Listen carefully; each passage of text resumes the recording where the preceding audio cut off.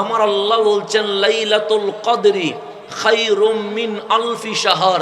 ওহো আমার বান্দা, যদি 1000 মাস দিনের বেলায় রোজা রেখে জিহাদ করো আর রাতভর যদি কিয়ামুল লাইলে কাটিয়ে দাও, 83 বছর 4 মাস লাগাতার ইবাদত করলে আমি আল্লাহ তোমার আমলনামায় যে সওয়াব দিব, এক লাইলাতুল কদরে ঈমান নিয়া সওয়াবের আশায় যদি ইবাদত করো, এক লাইলাতুল কদরে 1000 মাসের চেয়ে আরো বেশি সওয়াব দিয়ে দিব। এমন লাইলাতুল কদরে আমরা বসা। তো আপনারা সবাই লাইলাতুল কদরের মাহফিল শোনেন কেন? কারণ আল কোরআনে আল্লাহ তাবারক ওয়া তাআলা সূরাতুল কদর নাজিল করে লাইলাতুল কদরের শান, লাইলাতুল কদরের মান, লাইলাতুল কদরের মর্যাদা, লাইলাতুল কদরের রিফআত, লাইলাতুল কদরের আসমাত আমার আল্লাহ বর্ণনা করেছেন। কিন্তু আমরা এটাই জানি লাইলাতুল কদর দামি কেন। তখন আলেম কুল বলেন, ইন্না আনজালনাহু ফি লাইলাতুল কদর। যেই কোরআন তুমি দেখতে পাচ্ছ, এই কোরআন সফর মাসে আসে নাই। যেই কোরআন তুমি দেখতে পাচ্ছ, এই কোরআন রবিউস সানিতে আসে নাই। যেই কোরআন তুমি দেখতে পাচ্ছ, এই কোরআন শাবান মাসে আসে নাই। রমজানের লাইলাতুল কদরে কোরআন নাজিল হয়েছে বিদায় লাইলাতুল কদর দামি হয়ে গেছে। এখন জানলাম লাইলাতুল কদর দামি কোরআনের কারণে, কোরআনের কারণে। কিন্তু এই উম্মতে মুহাম্মাদি লাইলাতুল কদর কেমনে পাইল? বাবা আদমের উম্মত লাইলাতুল কদর পায় নাই, কালিমুল্লাহর উম্মত লাইলাতুল কদর পায় নাই, খলিলুল্লাহর উম্মত লাইলাতুল কদর পায় নাই, রুহুল্লাহর উম্মত লাইলাতুল কদর পায় নাই। আমরা ভাগ্যবান, হাবিবুল্লাহর উম্মত লাইলাতুল কদর পেয়ে গেছে। আমাদের চেয়ে দামি যেমন কেউ নাই, লাইলাতুল কদরের চেয়ে দামি কোনো রাত নাই। তো আমরা মাহফিল করি, লাইলাতুল কদর দামি কেন? আল কোরআন নাজিল হয়েছে।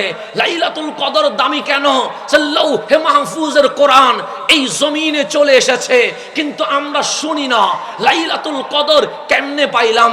সেই জন্য আল কোরআনের যে সূরা আছে, সূরা নাজিলের শানে নুজুল আছে, প্রেক্ষাপট আছে, ঘটনা আছে। এক সূরার পর আরেক সূরা কেন নাজিল হয়েছে, এটার পিছনে বিশাল গবেষণা আছে। সেই জন্য কোরআন বুঝতে উলুমুল কোরআন পড়তে হয়। উলুমুল কোরআন ছাড়া কোরআন বোঝা যায় না। তো লাইলাতুল কদর কেমনে পাইলাম? 27তম রজনী আসলে আমরা পুরা মহল্লা সাজিয়ে ফেলি। 27তম রজনী আসলে আমরা ঘুম হারাম করে ফেলি। কখনো কোরআন পড়ি, কখনো জিকির করি, কখনো তাসবিহ পড়ি, কিন্তু লাইলাতুল কদর পাইলাম কেমনে? এই ঘটনা কেউ বলে না। আমি যখন শানে নুজুল পড়লাম, তখন দেখলাম লাইলাতুল কদর কিভাবে নাজিল হলো। দেখলাম সূরাতুল কাউসারের পর সূরাতুল কদর নাজিল হয়েছে। আপনি যখন সূরার ঘটনাগুলো পড়বেন, তখন দেখবেন এক সূরার পর আরেক সূরা নাজিল হয়, এক সূরার পর আরেক সূরা নাজিল হয়। তখন দেখবেন সূরাতুল কাউসারের পর সূরাতুল কদর নাজিল হয়েছে। এখন আপনি একটু গভীর গবেষণা করবেন, আপনার নবী কেমন দামি, আমার নবী কেমন দামি। আমরাও পৃথিবীতে আসলাম, আপনার নবীও পৃথিবীতে আসলো। আমরাও দুনিয়া করলাম, আপনার নবীও দুনিয়া করলো। আমরাও সংসার করলাম, আপনার নবীও সংসার করলো। আমরাও খেলাম, ঘুমালাম, আপনার নবীও খেলেন, ঘুমালেন। কিন্তু আল কোরআন খোলেন, আমার জন্মের কথা কোরআন বলছে, এসেছো তুমি খালি হাতে। কুল্লু নাফসিন যায়কাতুল মউত, তোমাকে যেতে হবে খালি হাতে।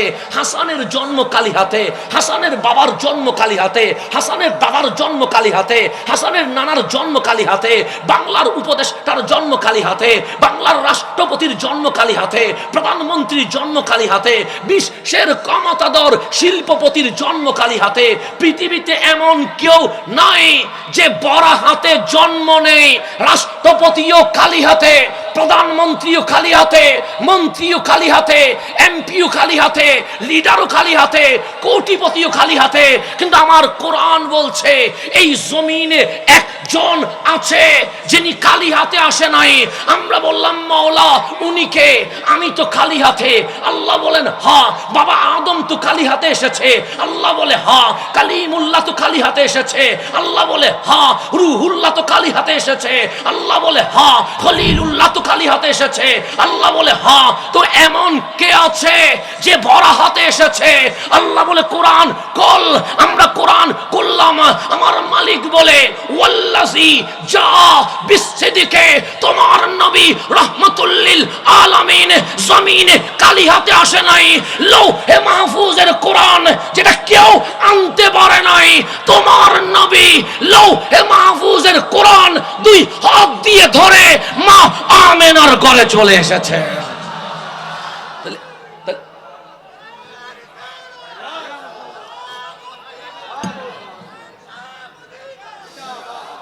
তাহলে গভীর মনোযোগ, আমার কোরআন বলছে সবার জন্ম খালি হাতে, কিন্তু ওয়াল্লাযী জা বিসসিদকে, ওয়াল্লাযী জা, যা মানে তিনি এসেছেন, তিনার নাম রাহমাতুল লিল আলামিন। কিভাবে আসলেন? সে বিসসিদকে, সত্য নিয়ে। এই সত্যের নাম কোরআন। আজ রমজান দামি কেন? বলবেন কোরআনের কারণে। লাইলাতুল কদর দামি কেন? বলবেন কোরআনের কারণে। হাসানের মাহফিল শুনেন কেন? বলবেন কোরআনের কারণে। এই মাহফিল জান্নাতের বাগান হইল কেমনে? বলবেন কোরআনের কারণে। আমি হাসান বলি কোরআন চাই, আপনিও বলেন কোরআন চাই। আমার আগে হযরতে বেলাল উদ্দিন নুমানি বলেছেন আমরা কোরআনের আইন চাই, আমরা কোরআনের শাসন চাই। হা হা, আমরাও বলতে চাই। আজ আসিয়া নামক এক ছোট্ট মহিলা, এক নাবালক সন্তান শিশু হে মরে গেছে, কিন্তু ধর্ষণের বিচার পাই নাই কেন? আমি গবেষণা করে দেখলাম এই বাংলার আইন চলে ব্রিটিশ ল মোতাবেক। যেখানে ব্রিটিশ আইন আছে সেখানে মুসলিম তার অধিকার খুঁজে পায় না। কোরআনের আইন বাস্তবায়ন হলেই মুসলিম তার অধিকার খুঁজে পাবে।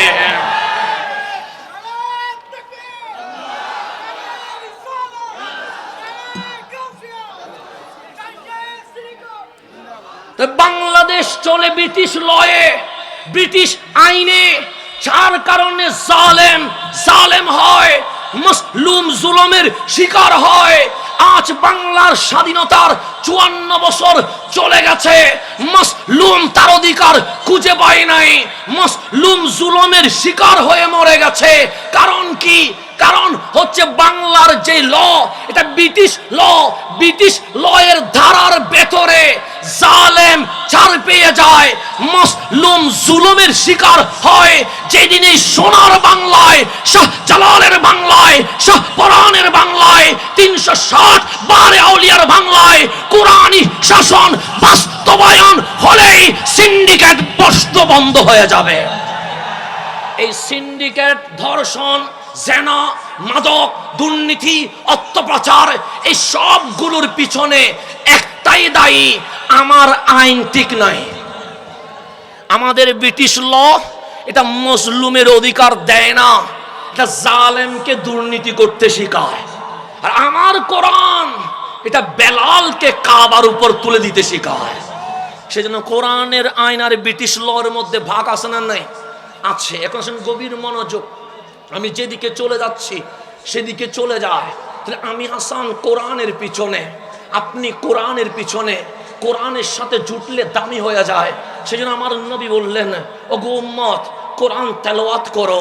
আমরা বললাম ইয়া রাসূলুল্লাহ কোরআন পড়লে কি লাভ হবে? হ্যাঁ, কোরআন পড়লে লাভ হবে। কেন? কোরআন শাফিউন, কোরআন সুপারিশ করবে। কাল কিয়ামতে যখন তুমি বেঁচে যাবা, কাল কিয়ামতে তুমি যখন আটকে যাবা, তোমার সাথে বন্ধুত্ব যদি কোরআনের হয়, কোরআন তোমার জন্য দাঁড়িয়ে যাবে। তো কোরআন সুপারিশ করলে মালিককে অ্যাকসেপ্ট করবে। আমার নবী বললেন হ্যাঁ, কোরআন সুপারিশ করলে তুমি জান্নাত পেয়ে যাবা। কেন? কোরআন সুপারিশ করতে দেরি, তোমার জান্নাতে যাইতে দেরি হবে না। সেজন্য মুসলমান চলতে হবে কোরআন মোতাবেক। কোরআন যদি বলে হালাল, আমাকে বলতে হবে হালাল। কোরআন যদি বলে হারাম, আমাকে বলতে হবে হারাম। কোরআন যদি বলে হ্যাঁ, আমাকে বলতে হবে হ্যাঁ। কোরআন যদি বলে না, আমাকে বলতে হবে না। আমি রাস্তায়, তাও কোরআনের পিছনে। আমি ঘরে, তাও কোরআনের পিছনে। আমি বাজারে, তাও কোরআনের পিছনে। আমি মাহফিলে, তাও কোরআনের পিছনে। আমি কাবার সামনে, তাও কোরআনের পিছনে। এখন মুসলমান কোন দিকে? কোরআন যেদিকে। কোরআন খুলে দেখেন, কোরআন বলছে সূরাতুল ফাতিহা ফাতিহা, আমি বুঝে গেলাম এটার নাম ভূমিকা, আমি বুঝে গেলাম এটার নাম ইন্ট্রোডাকশন, আমি বুঝে গেলাম এটার নাম শুরু কথা। সূরাতুল ফাতিহার আগে দেখলাম লেখা আছে বিসমিল্লাহির রহমানির রহিম, এর আগে লেখা আছে মক্কিয়া। কোরআন আমাকে ডাক দিয়ে বলছে আমার নাম মক্কি। দ্বিতীয় পৃষ্ঠা উল্টালাম, নাম সূরাতুল বাকারা, দেখলাম আলিফ লাম মিম, এর উপরে লেখা আছে মাদানিয়া। কোরআন বলে আমার নাম মদনী। কোরআন করলাম একটার নাম মক্কি, একটার নাম মদনী। কোরআন তুমি কি দুই প্রকার? কোরআন বলে হ্যাঁ আমার নাম দুই প্রকার, কখনো আমার নাম মক্কিয়া, কখনো আমার নাম মদনিয়া। বাজার চলবে কোরআনের কথা মোতাবেক, আমার ঘর চলবে কোরআনের কথা মোতাবেক, আমার অর্থনীতি চলবে কোরআনের কথা মোতাবেক, বাংলার শাসন বিশ্ব শাসন চলবে কোরআনের কথা মোতাবেক। যখন বিশ্ব মুসলিম কোরআনের কাছে আসবে তখন মুসলমানের বিজয় হবে, অন্যথায় বিজয়ের আশা করা যাবে না। একদিকে দেখতে হবে আপনার ইমামকে, দুই নাম্বার দেখতে হবে কোরআন সামনে না পিছনে। আমার নবী বলে কোরআন যদি সামনে হয় তুমি জান্নাতি, কোরআন যদি পিছনে হয় তুমি জাহান্নামী। এখন আমিও বলি কোরআন, আপনিও বলেন কোরআন, ডানেও বলে কোরআন, বামেও বলে কোরআন, কিন্তু ফিলিস্তিনের মুসলমান রক্তে লাল হয়ে গেছে, সিরিয়ার মুসলমান কাঁদছে, ইয়েমানের মুসলমান হাহাকার করছে, হিন্দুস্তানের মুসলমান আজ নির্যাতনের শিকার হয়ে গেছে। কামলিওয়ালা বলে কোরআন সামনে হলে বিজয়, কোরআন পিছনে হলে পরাজয়। তারপরও মায়ের খাই কেন? ফিলিস্তিনেও মায়ের, সিরিয়াতেও মায়ের, লেবাননেও মায়ের, ইরাকেও মায়ের, আফগানেও মায়ের, হিন্দুস্তানেও মায়ের, সব জায়গায় মায়ের খাই কেন? তখন আমি চোখ বন্ধ করে দেখলাম ইমাম ঠিক নাই, ইমাম ঠিক নাই। যাদের ইমাম এসিড হয় তারা কখনো জিততে পারে না, যাদের ইমাম হুসাইন হয় তারাই জিততে পারে। তাহলে ইমাম ঠিক না থাকলে কখনো জেতা সম্ভব নয়। ইমাম দেখতে হবে, ইমাম দেখতে হবে। সেই জন্য শাহ জালালের বাংলায় ইমাম ঠিক করেন, শাহ পরানের বাংলায় ইমাম ঠিক করেন, নাসিরুদ্দিন সিপাহ সালার বাংলায় ইমাম ঠিক করেন, শাহ আমানতের বাংলায় ইমাম ঠিক করেন, মোল্লা মিসকিনের বাংলায় ইমাম ঠিক করেন, গরিবুল্লাহর বাংলায় ইমাম ঠিক করেন, গৌসুল আজম মাইস ভান্ডারীর বাংলায় ইমাম ঠিক করেন, শাইন শাহ সিরকোটের বাংলায় ইমাম ঠিক করতে হবে। আজকে ইমাম ঠিক নাই, ইমাম ঠিক না থাকার কারণে মায়ের ইমাম ঠিক নাই। এখন বলবেন হুজুর ইমাম কাকে বানাতে হবে? এখন বলেন ফিলিস্তিনের মুসলমান মায়ের খায় কি খায় না? খাই তো নাকি? আজকে আপনি কাঁদছেন কার জন্য? ফিলিস্তিনের মুসলমানের জন্য। কেন? আমরা ইফতার করতে পানি নিয়ে বসে আছি, আর ইফতারের মুহূর্তে মসজিদে আকসা রক্তে লাল হয়ে গেছে। ফিলিস্তিনের যে দৃশ্য আপনি দেখতে পাচ্ছেন, আজ থেকে 800 বছর আগে সোনার বাংলায় মুসলমানের রাজ্য ছিল না, মগের রাজ্যই ছিল। এই বাংলাদেশেও ইসরায়েলের মতো একটা ভূমি ছিল, কিন্তু আজ 90% মুসলমান। আপনি বলবেন কেমনে আসছে?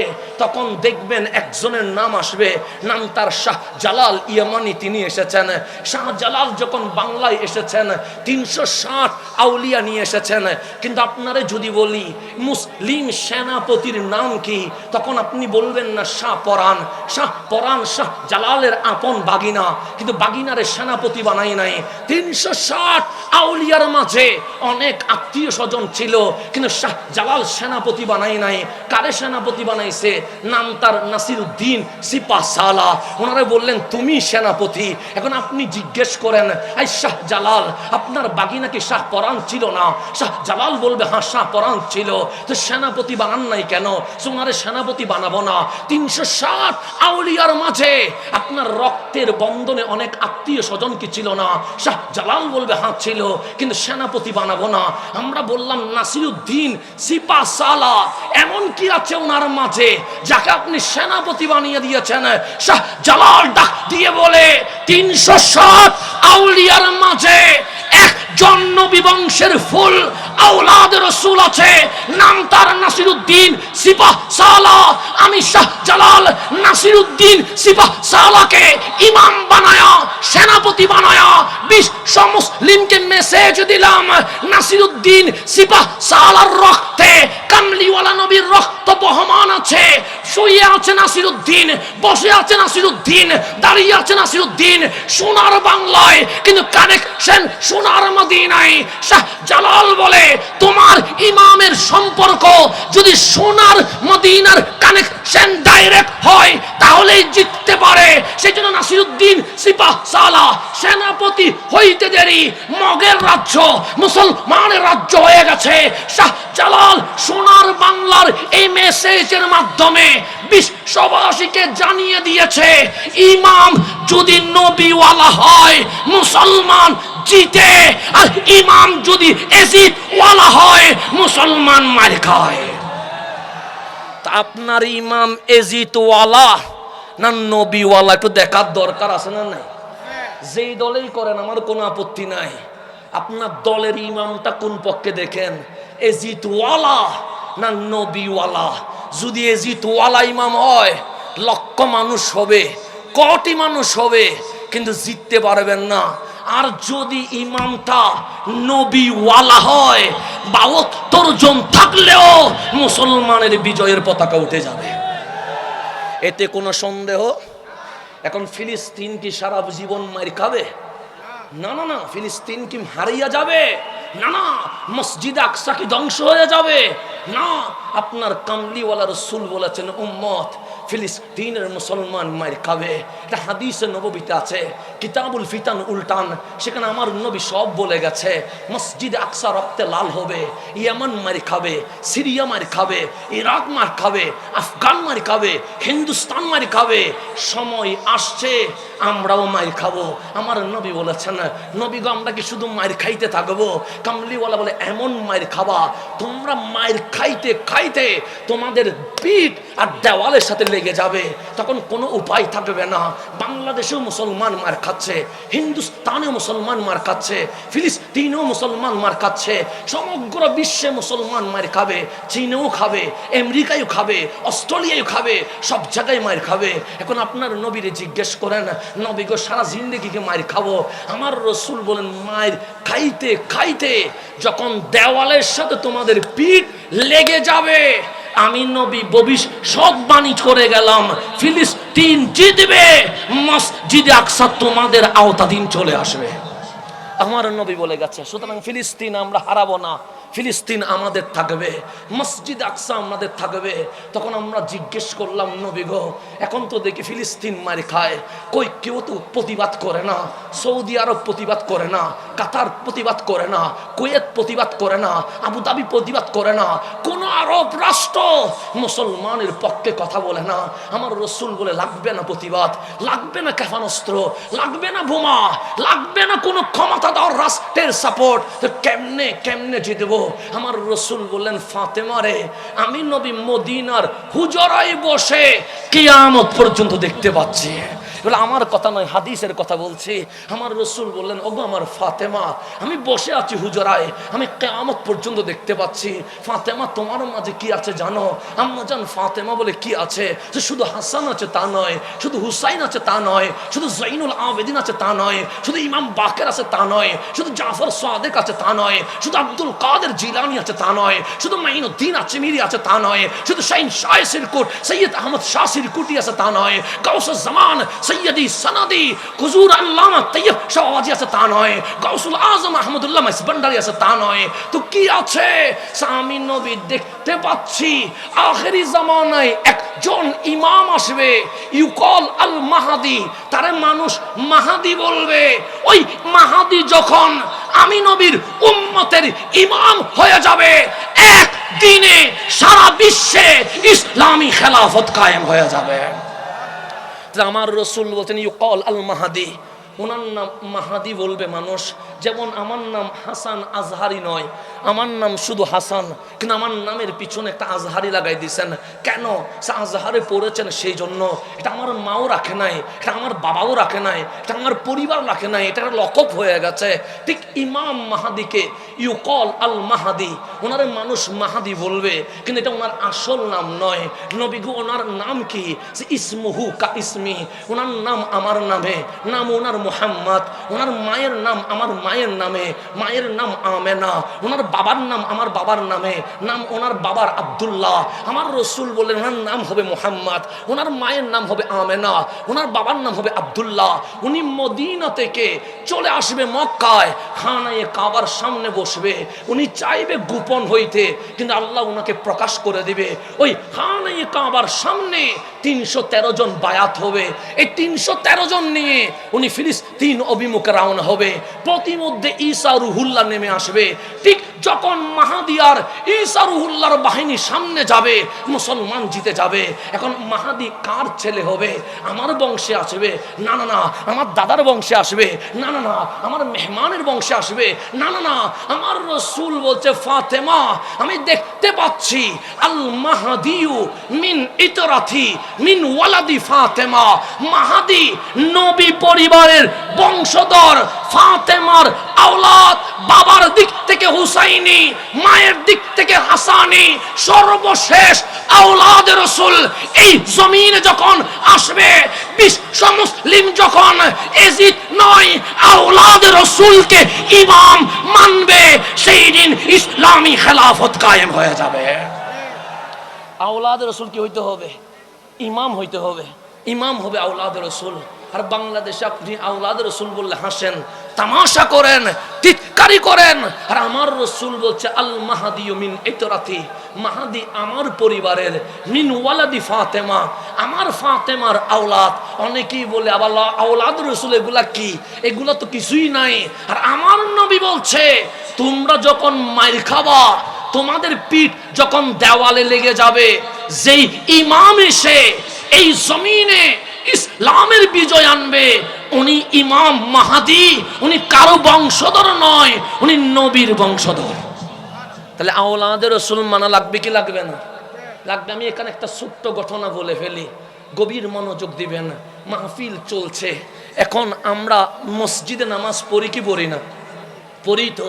তখন যখন আমি ইমাম হই, তখন আপনারা আমার পিছনে নামাজ পড়েন। যখন কোন হুজুর ইমাম হয়, তখন আপনারা হুজুরের পিছনে নামাজ পড়েন।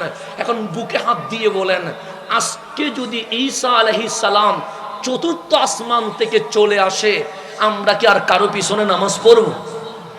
কারো পিছনে নামাজ পড়ব? ঈসা আলাইহিস সালামের পিছনে। কেন?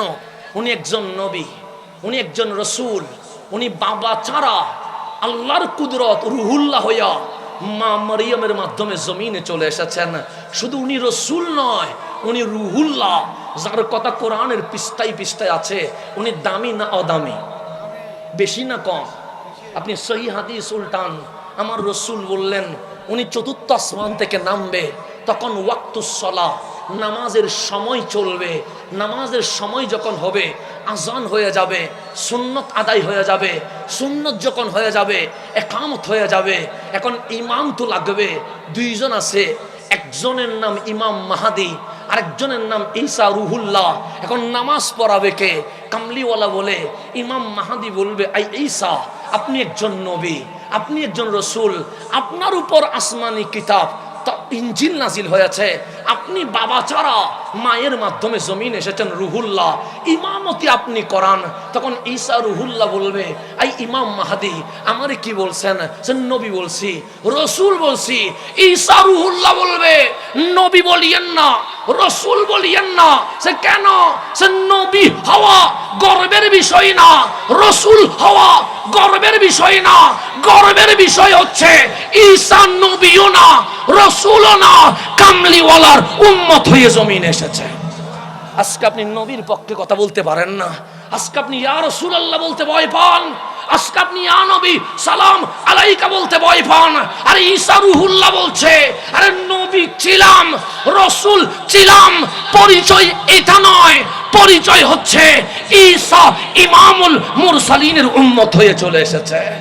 নবীর উম্মত গর্ব করে পরিচয় দিতে চায়, আর আমরা নবীর নাম মাইনাস করতে বসে থাকি, কখনো কালিমা থেকে নবীর নাম কাটতে বসে থাকি, কখনো নারে তাকবীরকে ব্যঙ্গ করে লিল্লাহি তাকবীর বলে নারে সালাত বাদ দেওয়ার ষড়যন্ত্র করি, নবীর দরুদ নিয়ে আমরা ব্যঙ্গ করি আর নবীর নাম বাদ দেওয়ার ষড়যন্ত্র করি। আর ঈসা রুহুল্লাহ বলে নবী ছিলাম, রসুল ছিলাম, এই পরিচয় বহন করতে চায় না। পরিচয় হচ্ছে আমি দয়াল নবীর উম্মত। তখন ইমাম মাহাদি বলবে, হা হা আজকে উম্মত, আগে তো নবী রসুল ছিলেন, নামাজটা পড়ায়া দেন। রুহুল্লাহ বলবে, আমি তো উম্মত, আপনি তো আওলাদে রসুল, আপনার শরীরে তো রসুল পাকের রক্ত মোবারক বহমান। ঈসা ধন্য হবে যদি আওলাদে রসুলের পিছনে নামাজ পড়তে পারে। ঈসা রুহুল্লাহ দাঁড়ায়া বলছে, আমি ইমাম মাহাদির পিছনে নামাজ পড়বো, আমি আওলাদে রসুলের পিছনে নামাজ পড়বো। আর আপনারা আওলাদে রসুল নাম শুনলে মাথা গরম হয়ে যায়, হাসি ঠাট্টা করেন। আজ ইমাম হাসান ইমাম হুসাইনের মাহফিল, আজ কারবালার মাহফিল, আমরা হাসানীয়, আমরা হুসাইনীয়, আমরা সাহাবায়ে কেরামকে তাজিম করি, আহলে বাইতের গোলামি করি। এটার নাম আহলে সুন্নাত ওয়াল জামাত। এখান থেকে লড়ে যাওয়ার কোনো সুযোগ নাই। আমার রাসূল বলে, কাইফা আনতুম, তোমাদের কেমন আনন্দ হবে, কেমন উল্লাস হবে। আমরা বললাম, নবী গো কখন? বলে, ঈসা ফিকুম, যখন ঈসা তোমাদের মাঝেই থাকবে তখন কি হবে? সে নামাজের সময়ে ঈসা ইমামতি করবে না, ওয়া ইমামুকুম মিনকুম, ইমাম হবে তোমাদের ইমাম, ইমাম মাহাদি। ইমাম মাহাদি নামাজ পড়াবে, ঈসা রুহুল্লাহ ইমাম মাহাদির পিছনে নামাজ পড়বে। তাহলে এখান থেকে আমরা বুঝলাম, শাহ জালাল বলছে সেনাপতি হবে নাসিরউদ্দিন সিপাহসালা। সিপাহসালা ইমাম হইতে দেরি, সোনার বাংলা মুসলমানের রাজ্য হয়ে গেছে। আমার নবী ভবিষ্যৎবাণী করলেন, ইমাম মাহাদি আওলাদে রসুল যখন ইমাম হবে তোমাদের বিজয় চলে আসবে। এখান থেকে প্রমাণিত হয়ে গেছে, সোনার বাংলায় কেউ যদি বলে ইসলামী খেলাফত চায়, ইসলামী খেলাফত কায়েম করতে চায়, তখন দেখতে হবে তাদের ইমামটাকে। ইসলামী খেলাফত শুনি দুধ দিলে হবে না, এখন তো ব্যানার দেখলে দুধ দে। কি দেখলে? ব্যানার দেখলে দুধ দে। ইসলামী খেলাফত চাই বলে ব্যানার করলে আগে দেখবেন ইমামটাকে। যদি নাসিরউদ্দিন সিপাহসালার উত্তরসূরি হয়, যদি শাহ জালালের উত্তরসূরি হয়, যদি গৌসে মাস ভান্ডারীর উত্তরসূরি হয়, যদি শাহিন শাহ সিরকোটের উত্তরসূরি হয়, যদি শাহ পরানের উত্তরসূরি হয়, যদি 360 বারে আউলিয়ার উত্তরসূরি হয়, তাহলে ইসলামী খেলাফত কায়েম হবে। এজিদ ওয়ালা ইমাম দিয়ে ইসলামী খেলাফত কায়েম হবে না, ইহুদি খ্রিস্টানের দালাল কায়েম হবে। এটা আমাদের মনে রাখতে হবে, আমাদেরকে মনে রাখতে হবে। সেই জন্য পোস্টার দেখলে দৌড় দিয়েন না, ব্যানার দেখলে দৌড় দিয়েন না। আগে দেখবেন ওই ব্যানারের সামনে ইমামকে দাঁড়িয়েছে, দেখবেন ওই ইমামটাকে। যদি ইমাম হয় আহলে সুন্নাত ওয়াল জামাতের, 100 বার স্যালুট দিবেন। আর যদি দেখেন ইমামটা হুসাইন বিরোধী, ইমামটা হাসান বিরোধী, ইমামটা এজিদের পক্ষের লোক, হাজার চিল্লাইলেও কখনো ইসলামী খেলাফত কায়েম হবে না। এটা মনে রাখবেন। এটা মনে রাখতে পারলে সব ঠিক। আমি আমার বাবার কথা বলি নাই, আমি আপনাকে শাহজালাল ইয়ামানির মেথড দিয়েছি, আমি আপনাকে রহমতুল্লিল আলামিনের মেথড দিয়েছি। আজকে যার নাম বলছেন সালাউদ্দিন আইয়ুবী, সালাউদ্দিন আইয়ুবী, শুধু দোয়া করেন আল্লাহ সালাউদ্দিন আইয়ুবী চায়। আপনি জীবনে কখনো জিজ্ঞেস করেন নাই কেন সালাউদ্দিন আইয়ুবী উনি কোন আকীদার? আপনি জিজ্ঞেস করেন নাই কেন সালাউদ্দিন আইয়ুবী উনি কোন তরিকার? আপনি জিজ্ঞেস করেন নাই কেন সালাউদ্দিন আইয়ুবী তার বুকে কোন আকীদা লালন করে? আপনারা তো জানেন আল আজহার, আল আজহারে পড়লে আপনার আজহারি বলেন। এই আল আজহার শিয়াদের ছিল, এই আল আজহারকে আকীদায়ে আহলে সুন্নাত ওয়াল জামাতের উপর যিনি ভিত্তি দিয়েছেন ওনার নাম সালাউদ্দিন আইয়ুবী। উনি আহলে সুন্নাত ওয়াল জামাতের ইমাম, উনি ইমাম ছিলেন আহলে সুন্নাত ওয়াল জামাতের। বাংলাদেশের সেনা প্রধান আছে না নাই? কয়জন? একজন। তো কেন? বাংলাদেশ রাষ্ট্র একটা, তো একটা রাষ্ট্রে সেনাবাহিনীর প্রধান থাকবে কয়টা? একটা, কিন্তু সালাউদ্দিন আইয়ুবী তো এক দেশের রাষ্ট্রনায়ক না, অর্ধ জাহানের রাষ্ট্রনায়ক। ওনার সেনাপতি ছিলেন ৮০ জন। কয়জন? ৮০ জন ওনার সেনাপ্রধান ছিলেন। কেন? মিশর ওনার আন্ডারে, ফিলিস্তিন ওনার আন্ডারে, ইয়ামান ওনার আন্ডারে, সিরিয়া ওনার আন্ডারে, ইরাক ওনার আন্ডারে, এভাবে করে প্রায় জাহানের অর্ধেক ওনার আন্ডারে। ওনার সেনাপ্রধান ছিলেন ৮০ জন। সেনাপ্রধানগুলো কার? উনি আত্মীয় দেখে সেনাপ্রধান বানায় নাই, উনি ফুফাতো ভাই মামাতো ভাইকে সেনাপ্রধান বানায় নাই, উনি চাচাতো ভাই খালাতো ভাইকে সেনাপ্রধান বানায় নাই। ৮০ জন সেনাপতির মাঝে ৩ ভাগের ২ ভাগ আমার হুজুর গাউসে পাক আব্দুল কাদের জিলানীর সরাসরি খলিফা ছিল। সরাসরি কি ছিল? খলিফা ছিল, আমার গাউসে পাকের খলিফা ছিল। তা আপনি কোথায় চলে গেছেন? আর ১ ভাগ যেগুলো ছিল এগুলো কুতুবুল আখতাব সৈয়দুনা ভাই খালেদ বিন ওয়ালিদ কে? আপনি বলবেন উনি মানে বিজয়, যেখানে পরাজয় কখনো ধরতে পারে না। এটার নাম খালেদ বিন ওয়ালিদ। খালেদ বিন ওয়ালিদ যখন সেনাপতি হয়ে গেলেন, সিদ্দিক আকবরের আমলেও খালেদ বিন ওয়ালিদ সেনাপতি, ফারুক আজমের প্রথম যুগে খালেদ বিন ওয়ালিদ ছিলেন সেনাপতি। চতুর্দিকে একটা নাম সুনাম জুটে গেছে, খালেদ বিন ওয়ালিদ মানে বিজয়, খালেদ বিন ওয়ালিদ মানে জয়। খালেদ বিন ওয়ালিদ যেখানে, ইসলামের বিজয় সেখানে। চতুর্দিকে খালেদ বিন ওয়ালিদের স্লোগান চলছে।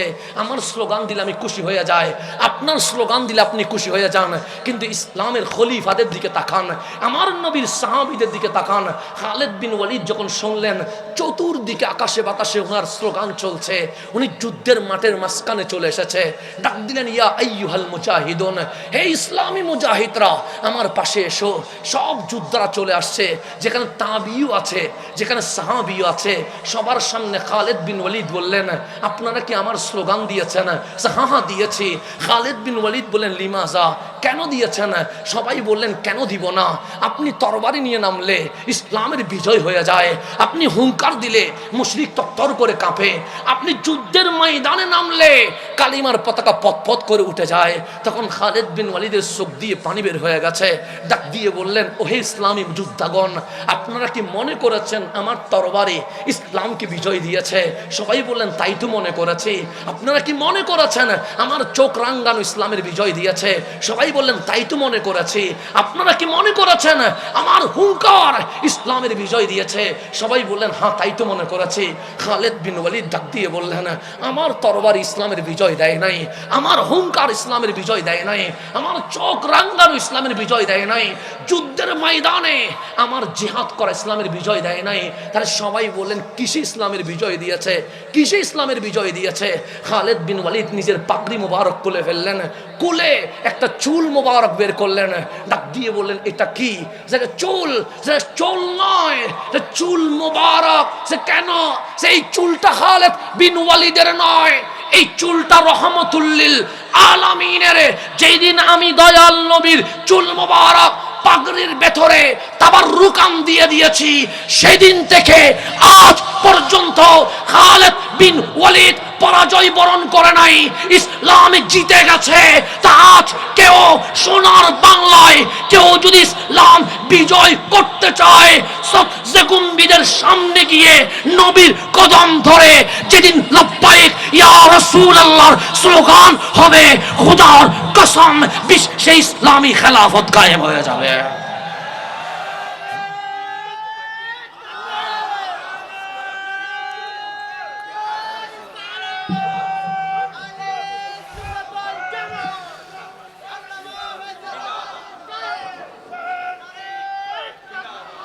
নবী বাদ দিয়ে আবার কিসের ইসলামের বিজয়? আজকে আমার সোনার বাংলা ইসলামের বিজয় চাই, নবী বাদ দিয়া। নবী বাদ দিয়া কিসের ইসলামের বিজয়? এজিদও চেয়েছিল, পৌঁছে গিয়েছে। আজকেও যদি সোনার বাংলায় নবী বাদ দিয়া ইসলামের বিজয় চায়, কখনো বিজয় আসবে না। আমার নবী বুকে নিলে ইসলামের বিজয় আসবে। যারা নবীরে বুকে নেই তাদের নাম আহলে সুন্নাত ওয়াল জামাত। এটা বাদ দিয়ে আপনি ইসলামের বিজয় আনতে পারবেন না। আল্লাহ যেন আমাদেরকে বোঝার তৌফিক নসিব করে। এখন আসেন, আমি যেখানে ছিলাম সেখানে চলে যায়।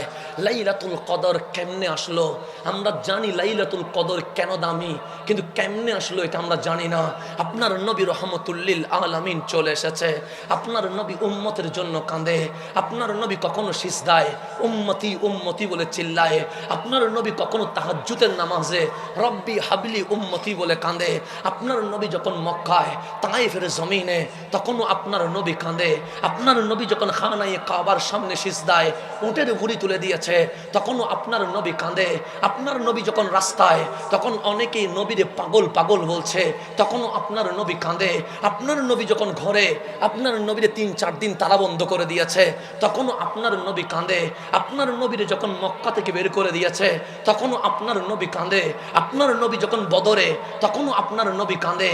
আপনার নবী যখন উহুদে দন্দন মোবারক শহীদ হয়ে গেছে, তখন 2 চোখের পানি ছেড়ে দিয়ে বলছে, মাওলা আমার দাঁত শহীদ হয়েছে আমি মেনে নিয়েছি, কিন্তু আমার উম্মতরে আযাব দিলে আমি মানতে পারবো না। তখনও আপনার নবী কাঁদে। আপনার নবী যখন হুনাইনে, তখনও আপনার নবী কাঁদে। আপনার নবী যখন খন্দকে, তখনও আপনার নবী কাঁদে। আপনার নবী যখন হুদাইবিয়ায়, তখনও আপনার নবী কাঁদে। আপনার নবীর জীবনী পড়বেন, সেখানে লেখা আছে কাসরাতুল বুকা ওয়া কিল্লাতুদ দিহাক, কাঁদেন বেশি হাসেন কম। আল্লাহ ডাক দিলেন জিবরিল, আমার নবীরে কয়বার দেখেছো? জিবরিল বলে 24,000 বার দেখেছি। কিরকম দেখলা? জিবরিল বলে কাঁদে বেশি, হাসতে দেখি নাই। আমার আল্লাহ বলে আমার হাবিবকে আমি বেশি ভালোবাসি। ও জিবরিল জানুনি, খলিল বলে আল্লাহরে রাজি করতে চায়, সফিউল্লাহ বলে আল্লাহরে রাজি করতে চায়, রুহুল্লাহ বলে আল্লাহরে রাজি করতে চায়, আসমান ও জমিন বলে আল্লাহরে রাজি করতে চায়, সমস্ত মাখলুকাত বলছে আল্লাহরে রাজি করতে চায়। আর আমি বলি ফালা নুওয়াল্লিয়ান্নাকা কিবলাতান তারদাহা, হাবিব পশ্চিম দিয়ে আমি কি করব, পূর্ব দিয়ে আমি কি করব, উত্তর দক্ষিণ দিয়ে আমি কি করব? আপনি নবী যেদিকে খুশি সেই দিকে ফিরে যান। আমি আল্লাহ আপনারে রাজি করার জন্য বারবার ক্যাবলা চেঞ্জ করতে রাজি আছি। সবাই বলে আল্লাহ রাজি হোক, আল্লাহ বলে আমার কামলিওয়ালা রাজি হোক, আমার হাবিব যেন রাজি হয়ে যায়। আল্লাহ বলেন জিবরিল, আমার নবী হাসলে আমার ভালো লাগে, আমার নবী কিলকিল করে হাসলে আমার ভালো লাগে। সেজন্য নবী একদিন হাসছিলেন। আল্লাহ বলে কেমন লাগছে জানোনি? আমরা বললাম কেমন লাগছে? আল্লাহ বলে ওয়াদ্দুহা, দুপুরের সূর্য জমিনে যেভাবে আলোকিত করে ফেলেছে, আমার নবীর হাসি আজ লৌহ কলম আরশ পর্যন্ত আলোকিত করে ফেলেছে। আপনার নবী কাঁদেন বেশি, হাসেন কম। তা আল্লাহ বললেন জিবরিল, আজকে এমন সূরা নাজিল করব তোমার নবী হেসে দিয়ে দিবে, মুসলমানের নবী হাসি দিয়ে দিবে, হাবিবুল্লাহ হাসি দিয়ে দিবে। জিবরিল বলে বড় ভালো হয়, আজকে যখন কোরআন নিয়ে যাব হাবিবুল্লাহ হাসবে, এটা আমার জন্য বড় আনন্দের বিষয় হবে। আল্লাহ বললেন, ও জিবরিল, আজকে সবচেয়ে বড় গিফট সূরাতুল কাউসার নিয়ে যাও। কেন? মানুষ মানুষকে গিফট করে, কখনো মোবাইল, কখনো ঘড়ি, কখনো আংটি, কখনো জামা, কখনো টাকা, কিন্তু আমি আল্লাহ আজকে আমার নবীকে সমগ্র কাউসার দান করে দিয়ে দিব। আল কাউসার ইয়ানি, ইমাম নসফি বলছে আল খায়রা কুল্লাহ, পৃথিবী নয় মাখলুকাত আলামিনে যা আছে সমস্ত ভালো 100-তে 100 আল্লাহ নবীরে মালিক বানাই দিছে।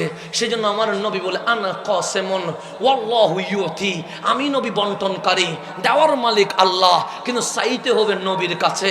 আজকে বলে শিরক, আজকে বলে শিরক। আরে বুখারী খুলেন, যার নাম আপনি খুলে পান আন আবি হুরায়রা, যার নাম হাদিসের বইয়ে সবচেয়ে বেশি, ওনার নাম সৈয়দুনা আবু হুরায়রা রাদিয়াল্লাহু তাআলা আনহু। উনি বলছে আমার এলম একটু কম ছিল, আমি সকালে শুনলে বিকেলে ভুলে যায়, বিকেলে শুনলে রাতে ভুলে যায়, রাতে শুনলে পরের দিন আমার মনে থাকে না, কিন্তু আমি নবীর পিছনে পিছনে থাকি। আমি আহলে সুফা, নবী বাজারে আমি বাজারে, নবী জিহাদে আমি জিহাদে, নবী মসজিদে আমি মসজিদে, নবী ঘরে আমি নবীর দরজায়, 24 ঘন্টা আমি নবীর পিছনে পিছনে থাকি। অনেক সাহাবী 1 সপ্তাহ পর আসতে পারে, 1 মাস পর আসতে পারে, 6 মাস পর আসতে পারে।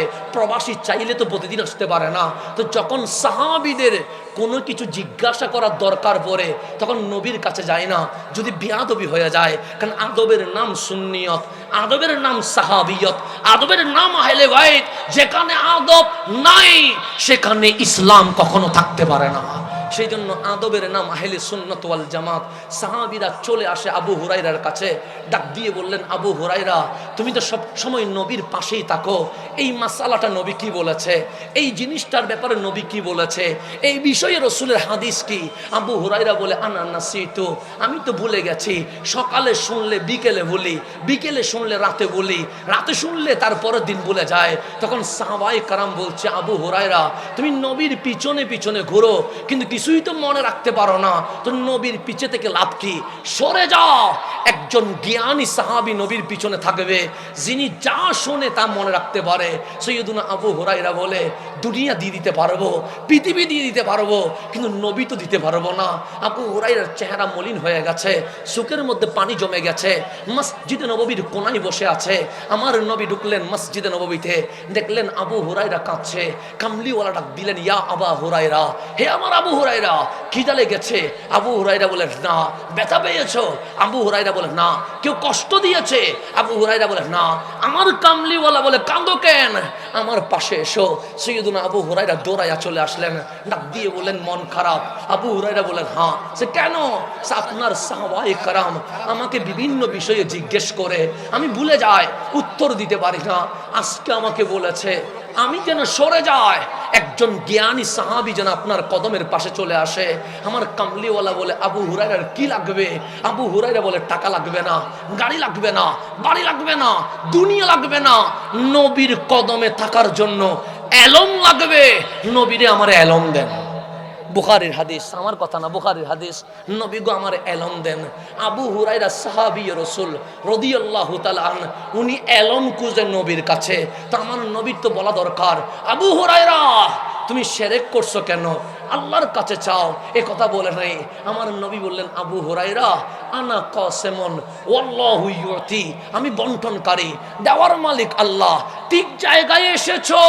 আরে যা লাগবে আমারই বলবা, আমি নবী দিব। আবু হুরায়রা চাদর খুলে দাও। আবু হুরায়রা নিজের চাদর খুলে দিলেন। আমার নবী হাতের মুষ্টিতে কি যেন দিয়ে দিলেন, ডাক দিয়ে বললেন, আবু হুরায়রা চাদরটা বুকে লাগাও। সৈয়দনা আবু হুরায়রা বলে, চাদর বুকে লাগাইলাম। সেদিন থেকে আমার নবীর ইন্তেকাল পর্যন্ত আমি আবু হুরায়রা একটা শব্দ আর ভুলে যাই না। আমার নবী দিতে পারে কি পারে না?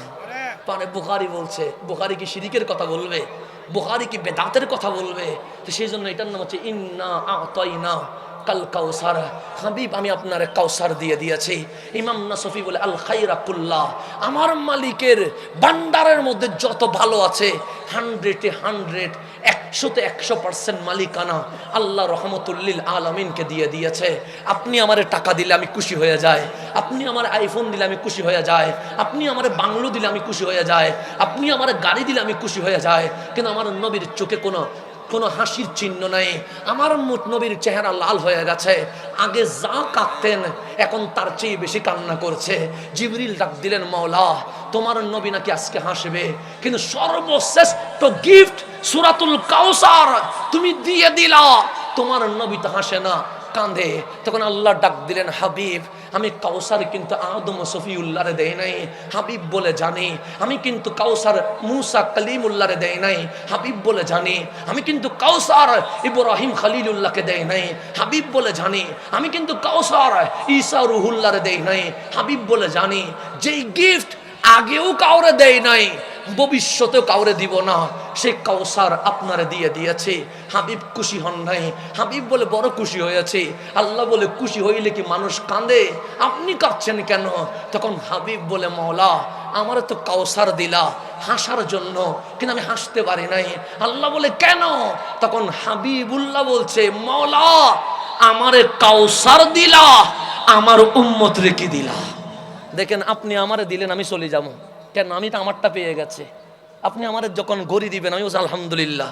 আমার বউরে কি দিবেন এটা আমার দরকার নাই, আমার বাফরে কি দিবেন এটা আমার দরকার নাই, আমার দিলেন আমি খুশি হয়ে যাব। কিন্তু হাবিবকে মাওলা কাউসার দিয়েছে। হাবিবের চোখ দিয়ে পানি পড়ছে। আল্লাহ বলেন, খুশি হন নাই? হাবিব বলে, বড় খুশি হয়েছে। তো কাঁদছেন কেন? হাসার মতো খুশি হইতে পারি নাই।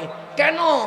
আমারে কাউসার তো দিয়ে দিলা, কিন্তু আমার উম্মতরে তো এখনো কিছু দাও নাই। মালিক তুমি জানো না আমি মা আমেনার ঘরে এসে রব্বি হাবলি উম্মতি বলেছি, তুমি জানো না আমি মেরাজের ওই লামাকানে উম্মতি উম্মতি বলেছি, তুমি জানো না আমি বদর উহুদ হুনাইন খন্দকে উম্মতি উম্মতি বলেছি, মালিক তুমি জানো না আমি আমার জানের চেয়ে উম্মতরে বেশি ভালোবাসি। আল্লাহ বললেন জিবরিল দেখছো নে হাবিবুল্লাহরে কাউসার দিয়েছে কিন্তু সুখের পানি বন্ধ হয় নাই, উম্মতরে কি দিয়েছি এটার হিসাব চায়। জিবরিল বলছিলাম না আজকে আমার নবীরে হাসাবো, আজকে আমার নবীরে হাসাবো, হাবিব উম্মতরে কিছু দিতে হবে। হাবিব বলে উম্মত না পাইলে আমি খুশি হব না। আল্লাহ বলে ইন্না আতাইনা কাল কাউসার, হাবিব কাউসার আপনি রাখেন, ইন্না আনজালনাহু ফি লাইলাতুল কদর, আপনার উম্মতকে আপনি নবীকে খুশি করার জন্য আমি লাইলাতুল কদর দিয়ে দিয়েছি। কিন্তু এই কথা কেউ বলে না, এই কথা কেউ বলে না। মসজিদের মিম্বরে শুধু বলে ইন্না আনজালনাহু ফি লাইলাতুল কদর, কদর দামি কোরআনের কারণে। আরে কদর পাইছো কেমনে এটা বলো না কেন? কাউসার কেমনে আসলো এটা বলো না কেন? সূরা কাউসারের পরে নাজিল হয়েছে সূরাতুল কদর, শানে নুজুল খুলে দেখেন। সূরাতুল কাউসারের পর নাজিল সূরাতুল কদর। মানুষকে এটা শোনাই না কেন আমি জানি না। উম্মত থেকে নবী আলাদা করতে বসে থাকে। আরে লাইলাতুল কদর, লাইলাতুল কদর হয়েছে আমার নবীর কারণে। আমার নবীরে বাদ দিলে লাইলাতুল কদর হয় না। আল্লাহ বলছেন ইন্না আনজালনাহু ফি লাইলাতুল কদর, হাবিব উম্মতরে লাইলাতুল কদর দিয়ে দিয়েছে। আপনি কাউসার নেন, উম্মতরে কদর দিলাম।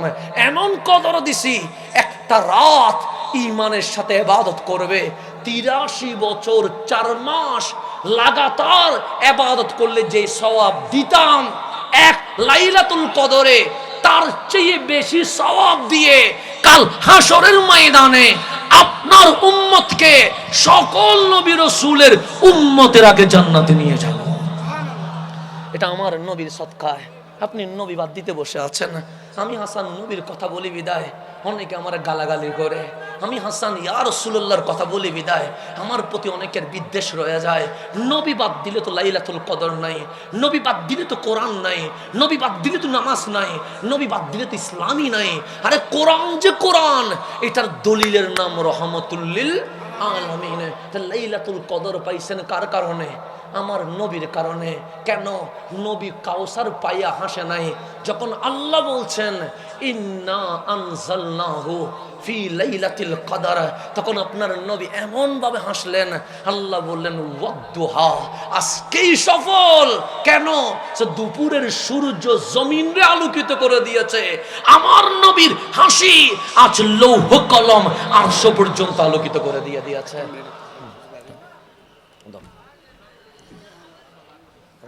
কি হইতে জানো না? আলহামদুলিল্লাহ, অল্প কিছুক্ষণের মধ্যেই আজকের মাহফিলের যিনি প্রধান আকর্ষণ আল্লামা গিয়াসউদ্দিন আত-তাহেরি সাহেব কিবলা মুতাজিল্লুহুল আলী মঞ্চের মধ্যে তশরিফ আনবেন। আমাদের হুসাইনি ফোর্স যারা যে দায়িত্বে আছেন, হুসাইনি ফোর্স এনএসআই সহ স্বেচ্ছাসেবক ভাইরা আপনারা মানসিকভাবে প্রস্তুতি গ্রহণ করুন। সংক্ষিপ্ত সময়ের মধ্যেই আজকের মাহফিলের যিনি প্রধান আকর্ষণ তাহেরি সাহেব মঞ্চের মধ্যে তশরিফ আনবেন। মাইকের আওয়াজ যতদূর যাচ্ছে হুসাইনি ফোর্স, আমি হুসাইনি ফোর্স এবং বিভিন্ন বাহিনীর সমস্ত স্বেচ্ছাসেবকদের দৃষ্টি আকর্ষণ করছি, আপনারা আপনাদের নিজ দায়িত্বের প্রতি অ্যালার্ট থাকুন, নিজ দায়িত্বের প্রতি অ্যালার্ট থাকুন। আল্লাহ লাইলাতুল কদর আমার আল্লাহ উম্মতকে গিফট করেছে, উম্মতের নবী রহমাতুল লিল আলামিনকে রাজি করার জন্য। সেই জন্য আমি বলি নাই, আমি বললে মানিয়েন না। আমার বাবা জান বলেন নাই, আমার বাবা বললেও মানিয়েন না। বাংলাদেশের কোনো পীর সাহেব বলে নাই, বাংলাদেশের পীর সাহেব বললেও মানিয়েন না। যিনি ইমাম বুখারীর রচিত বুখারী শরীফের সরা লিখেছেন ইমাম কাসতালানি, উনি যখন এইভাবে করে ছাত্রদেরকে হাদিসের দরস দিচ্ছেন, আমি না, যাকে আমিরুল মুমিনিন ফিল হাদিস সেই জামানায় বলা হইতো, ইমাম কাসতালানি, ওনাকে যখন জিজ্ঞেস করা হয়েছে হুজুর লাইলাতুল কদর সম্পর্কে আল্লাহ বলছে, আপাতত তাক না, তাক অসুবিধা নেই, আপাতত তাক সমস্যা নেই, আপাতত রাখি দেন সমস্যা নেই, আচ্ছা কুলি দেন না অসুবিধা নেই, কুলি দেন সমস্যা নেই, হয়েছে, সরে যান, সমস্যা নেই, এতটুকু দেখুক, অসুবিধা নেই। এখন সমস্যা হচ্ছে, দেখতেছেন আপনারা, না দেখলেও তো প্রেম হয় না, এর মধ্যে ঝামেলা ভরে গেছে। না দেখলে কি হয় না, প্রেম হয় না, সেই জন্য প্রেমিকদের ভিতরে দেখতে দিতে হয়, অসুবিধা নেই ইনশাল্লাহ। আপনারা ইয়া করিয়েন না, আপনারা এতটুকু তাকেন, আর সামনে আসিয়েন না, যেহেতু এখানে মিডিয়ার বাইরে আছে, এতটুকু তাকেন। মহব্বত একটা সীমা আছে, সীমা যেন ক্রস না হয়। আপনার আমার কথা বুঝেননি, ঝামেলা হয় কোনো, গভীর মনোযোগ। আমি বললে মানিয়েন না, আমি বলি নাই আমাকে মানার নাম ইসলাম, আমি বলি নাই আমার বাবাকে মানার নাম ইসলাম, আমি বলি নাই বাংলাদেশেরও মুখরে মানার নাম ইসলাম, আমি বলি সিদ্দিক আকবরের আকীদা মানার নাম ইসলাম। এটা বাদ দেওয়া যাবে? ফারুক আজমের আকীদা মানার নাম ইসলাম, উসমান ও জুন্নুরাইনের আকীদা মানার নাম ইসলাম, মাওলা আলীর প্রেমকে মানার নাম ইসলাম। তা আপনি আগে দেখেন বুকের মধ্যে সিদ্দিক আকবরের আকীদা আছে কিনা, ফারুক আজমের বিশ্বাস আছে কিনা, উসমান ও জুন্নুরাইনের আকীদা আছে কিনা, মাওলা আলীর আকীদা আছে কিনা। যদি দেখবেন ওনাদের আকীদা আছে, তাহলে বুঝবেন আপনি মুসলমান, অন্যথায় মুসলমান হওয়ার কোনো সুযোগ। আপনারা কাবায় যেতে চান কি চান না? রমজান মাসে খানায়ে কাবায়, আচ্ছা ঠিক আছে, সমস্যা নেই। এখন আসেন, খানায়ে কাবা দামি না অদামি? আমরা কাবায় যেতে চাই কি চাই না? আপনারা যখন হজে যান, তখন বাংলাদেশ এয়ারপোর্টে দেখবেন কিছু ফ্রি বই দেয়, দেয় কি দেয় না? দেয়। কাবার ফজিলত আছে, আরাফার ফজিলত আছে, মিনা মুজদালিফার ফজিলত আছে, জমজমের ফজিলত আছে, সাফা মারওয়ার ফজিলত লেখা আছে, লাস্ট পৃষ্ঠায় লেখা আছে হজে মক্কায় গেলেও মদিনায় যাওয়ার দরকার নাই। কোন বইয়ে? ফ্রি বইয়ে। কোন বইয়ে? টাকা পায় কোত্থেকে? প্রশ্ন আছে না নাই? ফ্রি বইয়ে সব কিছু লেখা আছে, লাস্ট পৃষ্ঠায় লেখা আছে নবীর রওজায় যাওয়া শিরক বেদাত, এটা লেখা আছে। এখন বলেন ফ্রি বই দামি না উসমান ও জুন্নুরাইন দামি? কে দামি? উসমান ও জুন্নুরাইন। আমার নবী হুদাইবিয়ায় 1400 সাহাবী বসে আছে, কামলিওয়ালা বললেন উসমান একটু মক্কায় যান, ভেতরে কাফেরদের প্রস্তুতি দেখেন। উসমান ও জুন্নুরাইন চলে গেছে মক্কায়, আমার নবী বায়াত করাচ্ছে, কামলিওয়ালা নবীর হাত উপরে, 1400 সাহাবীর হাত নিচে। আমার রসুল ডাক দিলেন, সবাই হাত দিয়েছে, সবাই বললেন হাত দিয়েছে, ইল্লা ওয়াহিদ, একজনে দেয় নাই। আমার কামলিওয়ালা মান হুয়া, তিনি কে? ওনার নাম উসমান ও জুন্নুরাইন, উনি এখানে নাই, চলে গেছে মক্কায়। আমার কামলিওয়ালা বলে, কে বলে উসমান হাত দেয় নাই, এটা আমার হাত, আর আমার বাম হাত এটা উসমানের হাত। আমার নবীন নিজের হাত রেখার হাত বানাই দিছে উসমানের হাত। তা আল্লাহ বললেন হাবিব কি হচ্ছে? সে বায়াত হচ্ছে। কিরকম? সে উপরে আমার হাত, বাম হাত এটা উসমানের, নিচে 1400 সাহাবীর। আল্লাহ বলে ইয়াদুল্লাহি ফাওকা আইদিহিম, শুধু এখানে নবীর হাত নয়, উসমানের হাত নয়, আমি আল্লাহ আমার কুদরতি হাত রেখে দিয়েছে। তাহলে উসমান ও জুন্নুরাইন দামি না অদামি? উনি মক্কায় ঢুকে গেছে, মক্কার মুশরিকরা বলছে উসমান জামেলা তোমার নবীর সাথে, তোমার সাথে কোনো জামেলা নাই, খানায়ে কাবা তাওয়াফ করো, গিলাপ ধরো, চুমু দাও, মসজিদে হেরেমে 1 রাকাতে 1 লাখ তোমার নবী বলেছে, নামাজ পড়ো। উসমান খানায়ে কাবার দিকে তাকাচ্ছে না। সবাই বললেন কি হলো? সে একদিকে হুদাইবিয়াতে ইমামুল আম্বিয়া, আরেকদিকে কাবা। আমি উসমান নবীরে পিছনে রেখে খানায়ে কাবা তাওয়াফ করব না। কেন? একটা কাবা, আরেকদিকে কাবারও কাবা, কাবারও কাবা পিছনে গেলে ঈমান চলে যায়, এই কাবা সামনে নিলে নামাজ হয়। যেদিন আমার সামনে কামলিওয়ালা রাসূল থাকবে, সেই দিন আমি খানায়ে কাবা তাওয়াফ করব। উসমান ও জুন্নুরাইন নবী বাদ দিয়া কাবা কি করে নাই, তাওয়াফ করে নাই, আর আপনি বলছেন কাবায় গেছো, মদিনায় যাওয়ার দরকার নাই।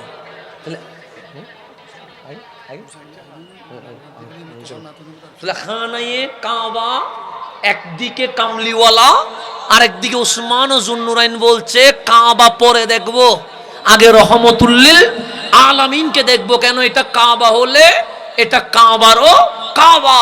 তো আজকেও যদি মুসলমান নবীকে বুকে নিয়া খানায়ে কাবার সামনে যায় তাহলেই কাবার হজ হবে, অন্যতায় হজ কখনো হবে না। সেই জন্য আমার আলা হযরত বলছেন, হাজিও আও শহনशाह का রওজা দেখো, কাবা দেখ চুকি কাবা কা কাবা দেখো।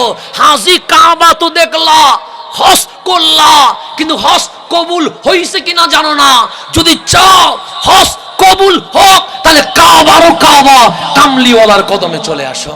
তাই আজকের মাহফিলের আমাদের শেষ ডাক, যেদিন আমার নবী আপনার বুকে আসবে সেদিন আপনার আকীদা মজবুত হবে। যখন আপনার আকীদা মজবুত হবে সেদিন ইসলামের বিজয় আসবে। এই কথাই বলে এখানে শেষ করছি। আসসালামু আলাইকুম ওয়া রাহমাতুল্লাহি ওয়া বারাকাতুহু।